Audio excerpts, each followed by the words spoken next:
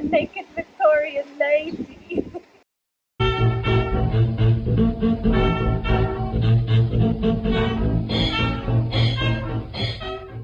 Hello and welcome back to my channel. This week I'm going to be working on part 2 of my Sarah Williams Labyrinth cosplay. Last week I tackled the pannier, the undergarment that gives the hoops its big old structure, and this week I'm going to be tackling another undergarment, this time the corset. So I've actually never made a proper corset before. I've made plenty of boned bodices, but I've never made a fully structured steel boned corset before, so this is going to be a first for me. So without any further ado, let's dive in. I am going to be using Simplicity 1139 as a base, and I'm going to be making this corset pattern here. So this will be my outer fashion fabric layer, and I love it. It's got cute little bunnies and little miceys on it, and it's really adorable. And then the actual structure of the garment itself will come from this basic white cotton drill, so it's a thick sturdy fabric that'll help the corset keep its shape. I have then got cotton twill tape for the boning channels. I have got steel spiral boning. I got that from NZ Corsetry. I have a Busk, which I also got from NZ Corsetry. And I have caps for the boning. So let's go. So the first thing you're going to want to do is to find all the corresponding pattern pieces.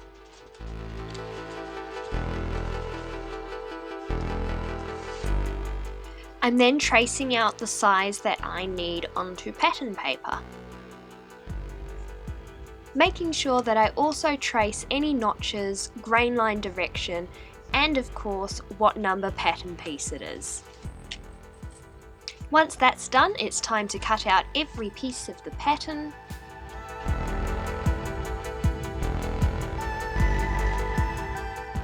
And then it's time to cut the pattern out of the fabric.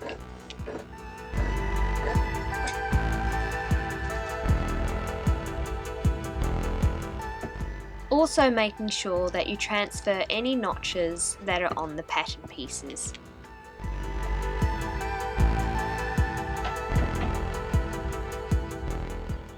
Here I am marking the boning placement. I'm doing this with a water erasable pen.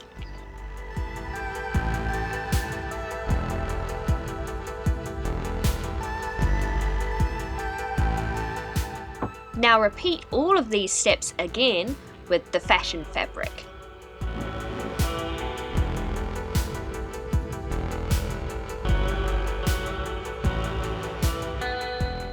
This is where I sort the fabric into 2 piles. They consist of 2 layers of the drill and 1 layer of the fashion fabric on top. This is to prepare all the sections for basting. So I pin them all together first, and then I take them over to my machine and use a wide stitch baste all the pieces together.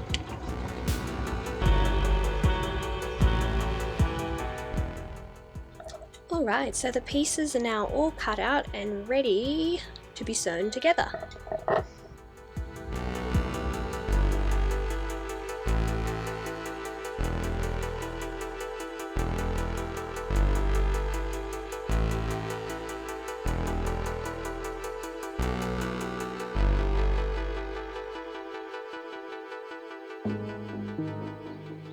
Here I am ironing all the seams open flat, preparing them to become boning channels.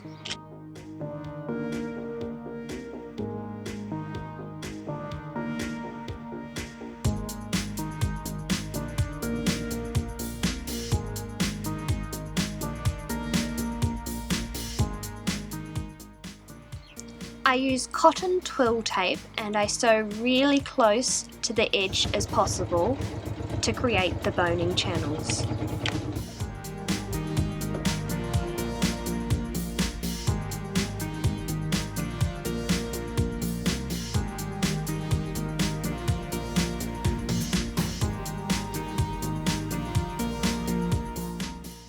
I've just finished putting all the boning channels in one half of the corset, and it took a ridiculously long time. So thankfully, I've only got one more half to do. Yay!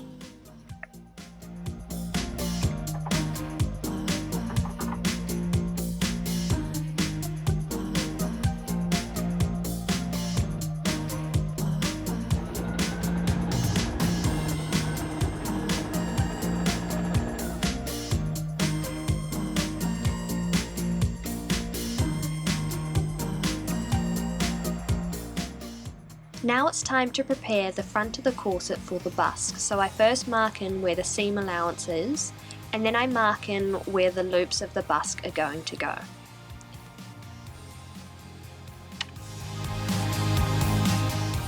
I then sew the front of the corset piece together, leaving the areas where the loops go open. I then take this piece over to my iron and give it a good pressing, preparing to insert the front busk.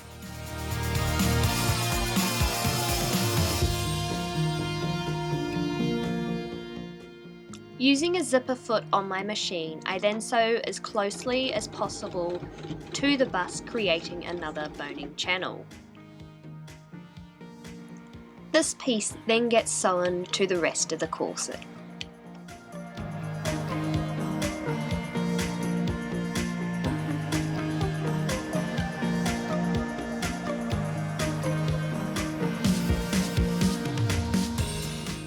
So this side of the corset is now all done, ready for boning, and now I've just got this side to do and to figure out how this goes into the front panel.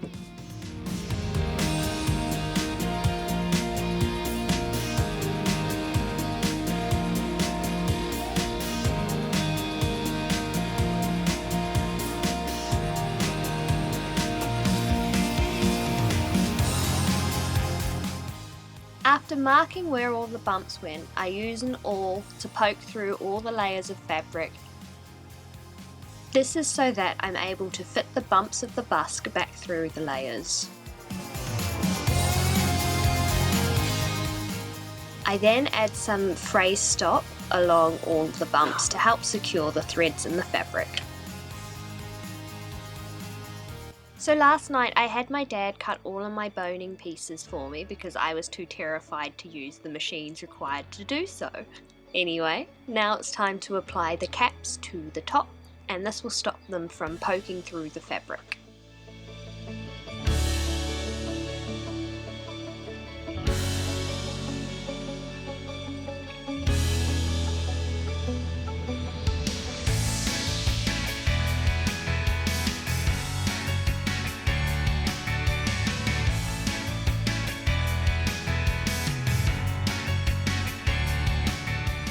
After all of the pieces are capped, it's then time to insert each boning piece into the corresponding boning channel.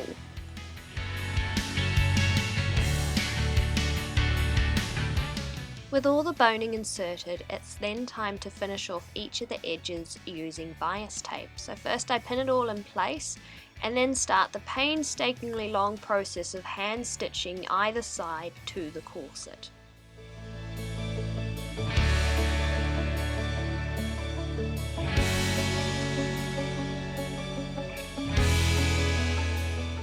Then I also add some pretty lace trims along the top edges, just for fun, just because it looks pretty, and just because I enjoy torturing myself with even more hand stitching. Finally, it's time to add the eyelets in the back, so first of all I mark them evenly where they're going to go, then using an awl I punch through all the layers, and then I insert the eyelets.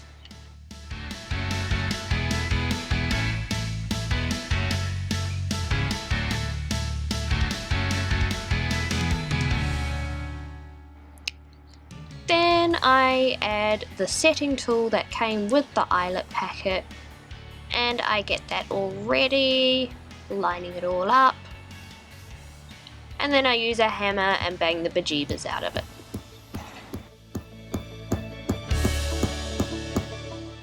And and repeat 29 more times.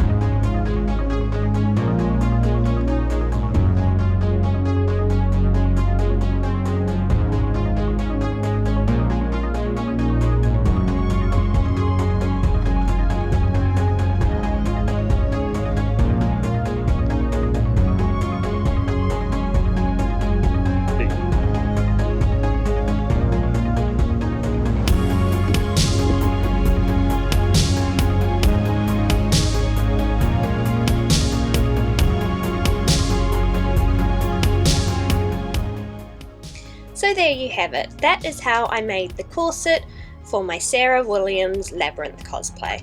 It's really cool because I'm actually going to be able to use it for a multitude of costumes, like it's not just specifically for Sarah. I found the pattern really easy to work with, however there was one point where they said that the seams needed to be sewn with flat felled seams, and that was somewhere much further down on in the instructions, so I missed it.